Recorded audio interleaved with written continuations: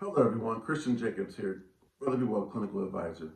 Today I'll be talking to you about, this is actually part 3 of our family mental health segments. The first topic we talked about the importance of mental health in the family and how it's important to talk about mental health and how to identify mental health.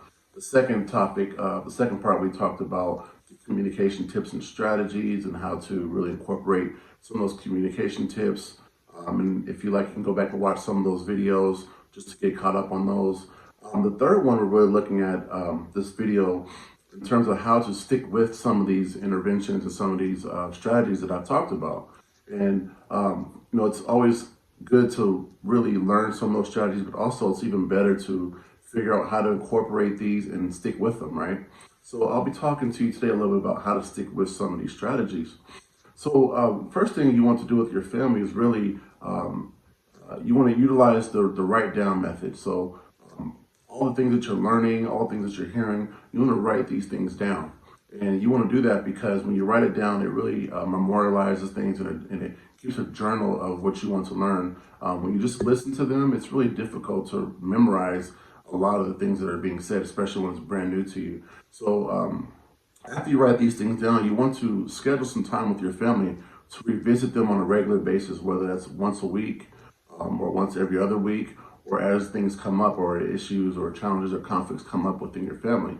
So it's really important to, with these skills that you're learning, to sit down with your family on a regular basis to talk about them. And what you want to do is you want to talk to them on what's working and what's not working, because some of these interventions may be more difficult than others. So it's really good to be on the same page with your family in terms of what are some of the challenges that are having. And also remember, there's different generational beliefs, and there's also different ages too. So for what may be easy for some generations, maybe a younger generation to speak their mind or how they're feeling, another generation, it may be more difficult to share some of these communication tips and how they feel and some of the feeling based things that we're talking about. So that's why it's really good to really check in with your family to see where they're at.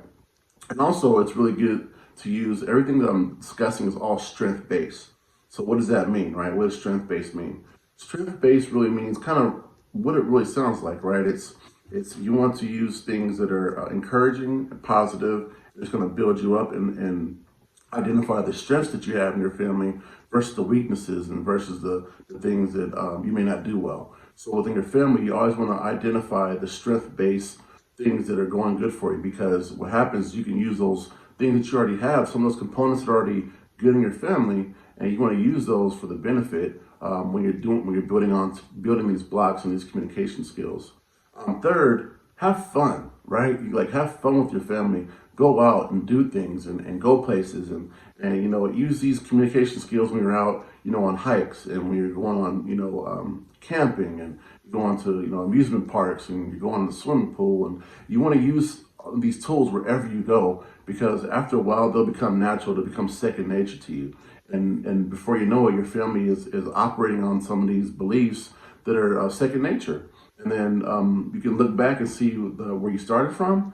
You can look and see where you guys are at now, and you'll be able to say, "Well, look at this. We've been able to accomplish positive skill building and communicating with each other positively, and there's less arguments in the family, and there's more listening." So these are some of the goals that you want to look for down the road after you've kind of gone through all these steps and really incorporate them into your family. So once again, my name is Christian Jacobs, Brother Be Well Clinical Advisor, and please be on the lookout for more mental health videos coming very soon. Thank you very much.